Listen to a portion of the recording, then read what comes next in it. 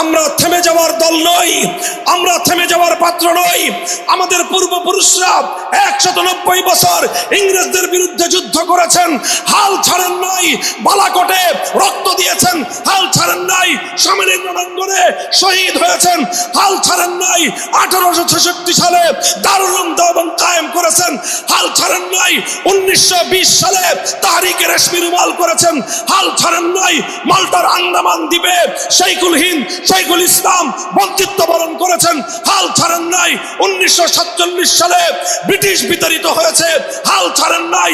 বাংলার ওলামায়ে কেরাম রক্ত দিয়ে জীবন দিয়ে দিল্লির সঙ্গে লড়াই করে, কলকাতার সঙ্গে লড়াই করে এই বাংলার পবিত্র মাটিকে দিল্লির আধিপত্যবাদ থেকে মুক্ত করেছেন।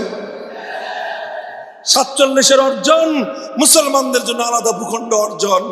47-এর দেশ বিভাগ ইসলামের নামে মুসলমানদের জন্য আলাদা দেশ অর্জন।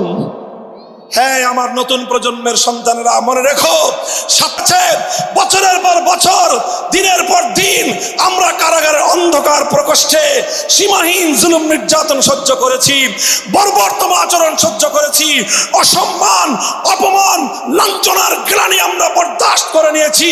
কিন্তু আল্লাহর কসম খেয়ে বলি, দেশ জাতি ইসলামের প্রশ্নে স্বৈরাচারীর সামনে মাথা নত করি নাই। আমাদের পূর্বপুরুষদের থেকে আমাদের পর্যন্ত অব্যাহত এই ইতিহাস, ধারাবাহিক এই ইতিহাস। 2013 সালে আমাদের ওলামায়ে কেরাম নেতৃত্ব দিয়েছিল নবী প্রেমিক তৌহিদি জনতা। 2013 সালে রক্ত আর জীবন দিয়েছিল।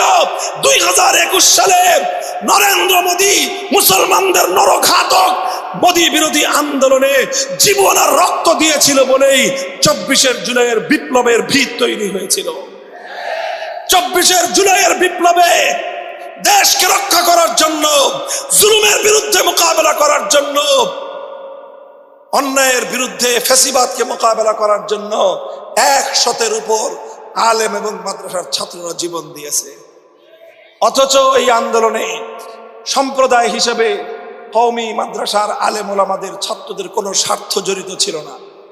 যখন আমাদের ছাত্ররা মাঠে নামলো, সাংবাদিকরা প্রশাসনের লোকেরা জিজ্ঞাসা করে, আন্দোলন চলছে, কোটা বিরোধী আন্দোলন, এই কওমি মাদ্রাসার ছাত্র তোমরা নামছো কেন? তোমাদের তো চাকরি নাই, আবার কোটা কি? তোমরা তো চাকরি পাও না, কওমি সনদে তো কোনো সরকারি চাকরি নাই, তো কোটা থাকলেই কি, কোটা না থাকলেই কি, তোর কি বেটা? আলহামদুলিল্লাহ, আমাদের ছেলেরা জবাব দিয়েছিল, আমরা কওমি মাদ্রাসায় স্বার্থবাদিতার শিক্ষা হাসিল করি না।